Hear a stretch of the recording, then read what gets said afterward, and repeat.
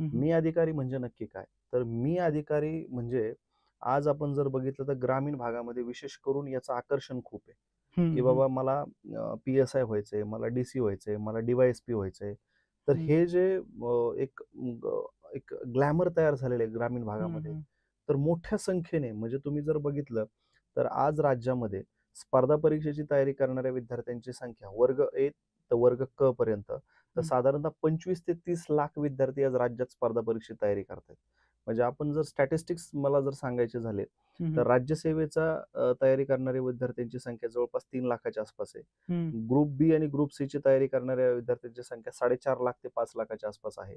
हं, हं, आणि स्थानिक स्वराज्य संस्था म्हणजे महानगरपालिका, जिल्हा परिषद, पंचायत समिती असतील आणि पोलीस भरती किंवा जिल्हा परिषदेच्या ज्या भरती असतात, तर हं. इथं तयारी करणाऱ्या विद्यार्थ्यांची संख्या ही 15 लाखाच्या आसपास आहे. एवढे बापरे! तरुण आणि या प्रोसेसमध्ये अडकलेले आहेत. म्हणजे जाहिरात काढली जाते, हं, त्याच्यानंतर त्याची परीक्षा वेळेवर होत नाही. परीक्षा वेळेवर झाली तर त्याचा निकाल लागत नाही. निकाल लागला तर काहीतरी विषयाच्या निमित्ताने ती जाहिरात कोर्टात जाते. कोर्टात अडकते. म्हणजे 4-4 वर्ष ही प्रोसेस चालते आणि हं, ह्याच्यामध्ये काही जण म्हणजे खास करून महिलांचा जर आपण विचार केला, तर घरचे त्यांना 1 ते 1.5 वर्षच देतात, हं. की बाबा बरोबर. तुला आम्ही 1-1.5 वर्ष देतो, तू बघ. पण असं जर ही प्रोसेस जर 1-1, 1.5-1.5 वर्ष चालली, तर हे खूप भयंकर आहे.